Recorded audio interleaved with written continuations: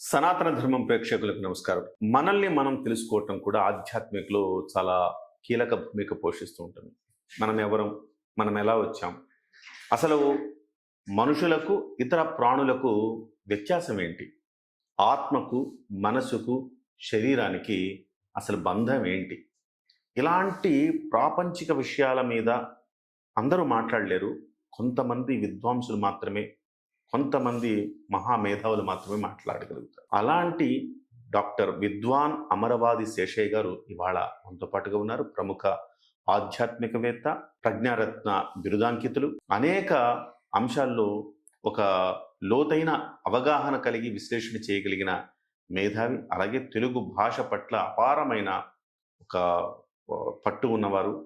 తమిళనాడు లాంటి తమిళ రాష్ట్రంలో తెలుగు విద్యార్థులకు విద్యాబోధన చేసిన వ్యక్తి, 8 డిగ్రీలు కలిగిన డాక్టర్ విద్వాన్ అమరవాది శేషయ్య గారితో ఇలాంటి అంశాల మీద లోతైన చర్చ చేసి ఒక ప్రయత్నం చేద్దాం. ఇప్పుడు కలియుగంలో వెంకటేశ్వర స్వామి ఒక అవతారం వచ్చింది. వెంకటేశ్వరుడు కృష్ణుడి యొక్క ప్రతిస్వరూపం.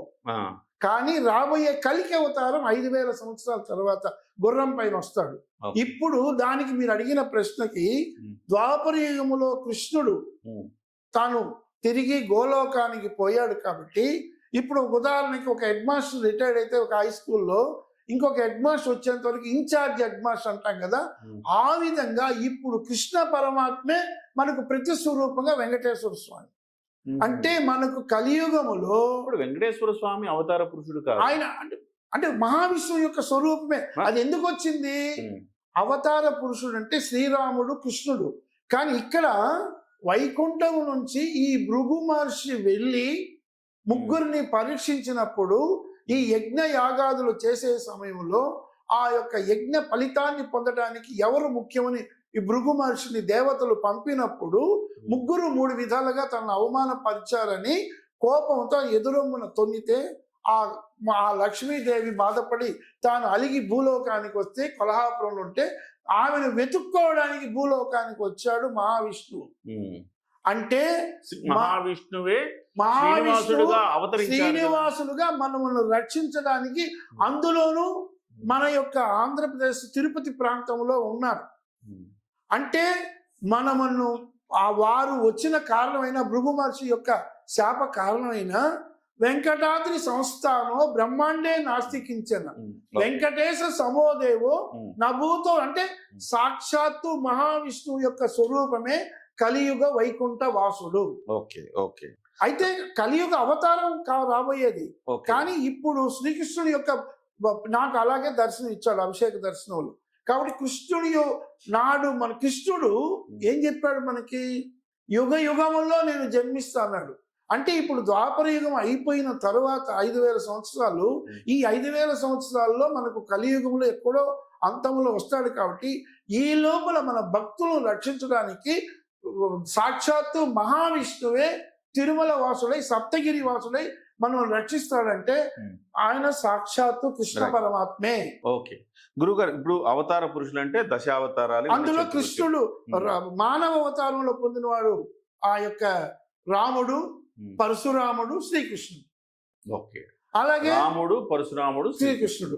అలాగే మత్స్యావతారం, కూర్మావతారం, వామనావతారం, నరసింహావతారం, మత్స్య, కూర్మ, వరాహ, వామన, వరాహ, ఈ 5 కూడా కృతయుగంలో వచ్చాయి. అంటే మనకు 4 యుగాలు, కృతయుగము, త్రేతాయుగము, ద్వాపర, కలియుగము.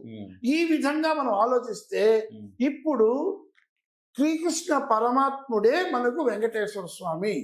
అంటే సాక్షాత్తు ఆయన మహావిష్ణువే.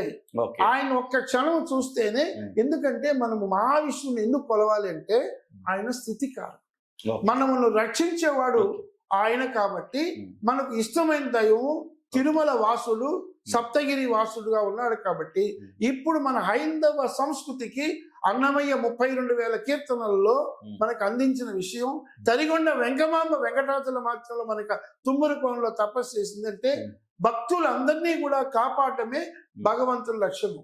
అదే భాగవతోత్సవం, అది మనకు అవతారం. ఓకే గురుగారు, ఇప్పుడు అవతార పురుషుల గురించి మనం, అవధూతలు అంటే ఎవరు? అవధూతలు అంటే ఇప్పుడు వెంకయ్య అవధూత అని చెప్పి నెల్లూరు దగ్గర గొలగమూడిలో ఉన్నారు. అంటే పూర్వ జన్మలో కణ్వ మహర్షిని దర్శించిన వాడు ఆయన. అంటే దత్తాత్రేయ స్వరూపములో మనకి ఏ విధంగా ఆ అనసూయ అత్రి మహర్షుల కుమారుడే దత్తాత్రేయుడు. ఆ దత్తాత్రేయుడే లక్ష్మీ నృసింహ సరస్వతి.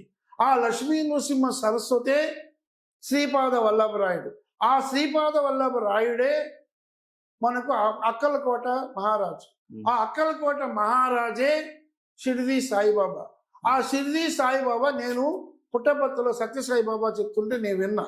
నేను పూర్వజన్మలో సిద్ధి బాబానని. ఆ సత్యసాయిబాబా వీరంతా దత్త స్వరూపం. అలాగే కణ్వ మహర్షి యొక్క దర్శనం చేత కణ్వ మహర్షి యొక్క అంటే ఎవరైతే తన తపో దీక్షలో అనేక జన్మలో నాడు అనేక మంది ఋషులు మనకు అందించిన దివ్య జ్ఞానములో అగస్త్య మహర్షి ఉన్నాడు.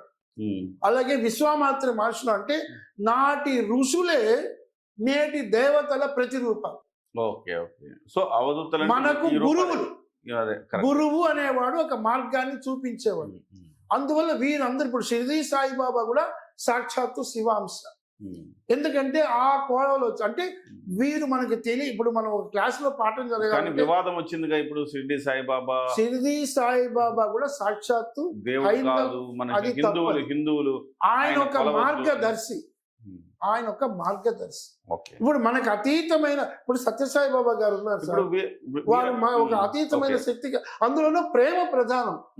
గురువు అనేటువంటి వాడికి ప్రేమ కావాలి. గురువు అనేవాడికి విశ్వమానవ సౌభాతృత్వం కావాలి. ఎవరైతే ఈ అరిషడ్ వర్గాలకు లొంగిపోతాడు వాడు గురువు కాదు.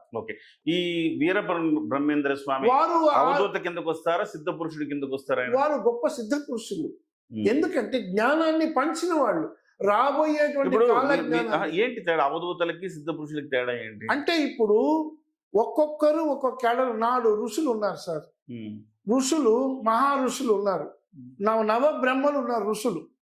ఆ నవ బ్రహ్మల్లో మరీచి మహర్షి ఉన్నాడు. ఆ మరీచి మహర్షి కొడుకే కశ్యపుడు.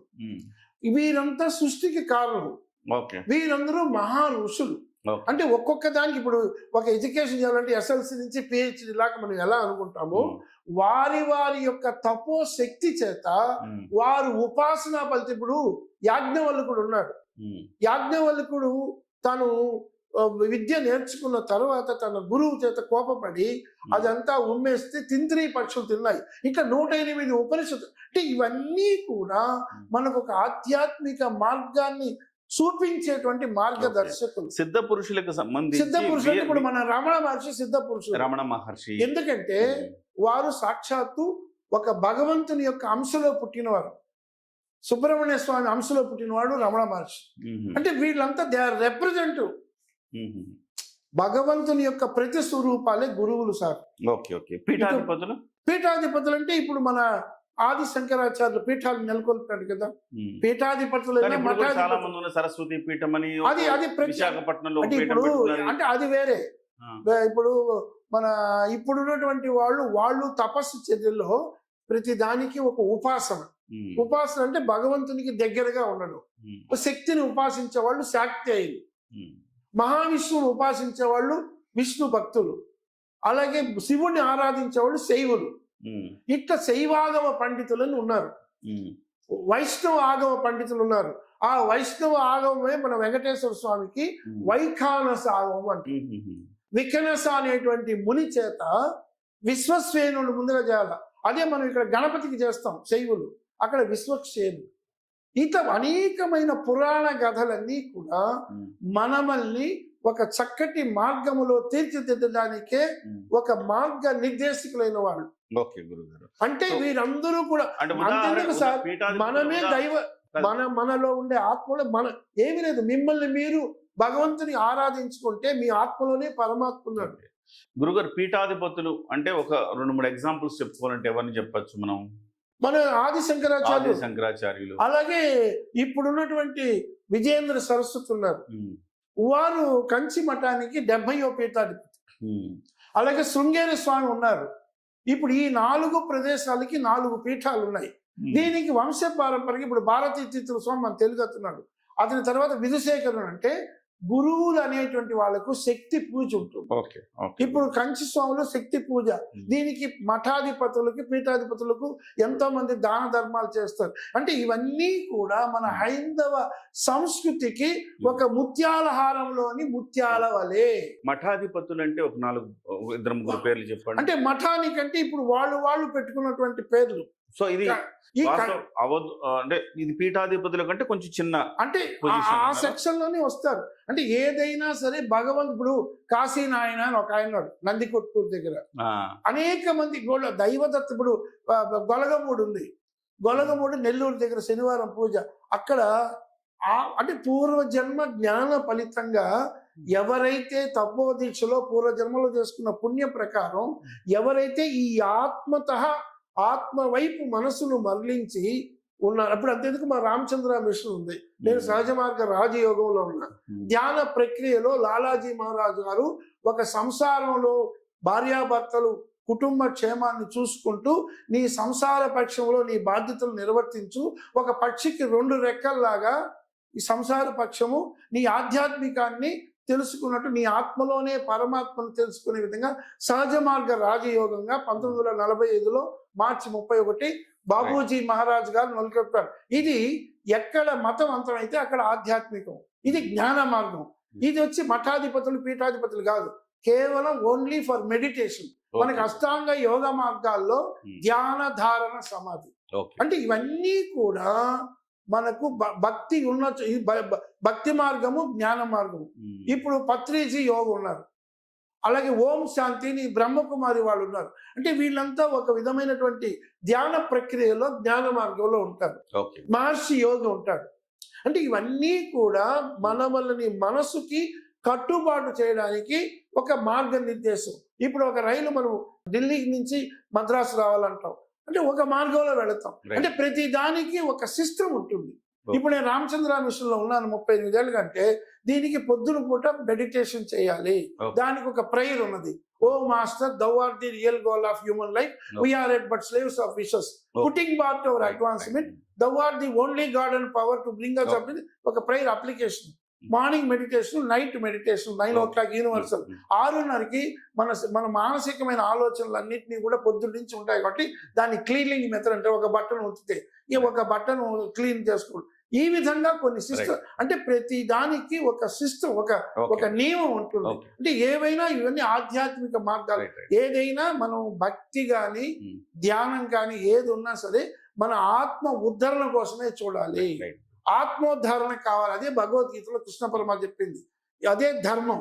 మొదటి శ్లోకంలో ఉండే చివరి శ్లోకంలో ఉండే ఇన్ని కూడా మనల్ని ఒక పూలమాలలోని పూలు లాగా అనుకోవచ్చు.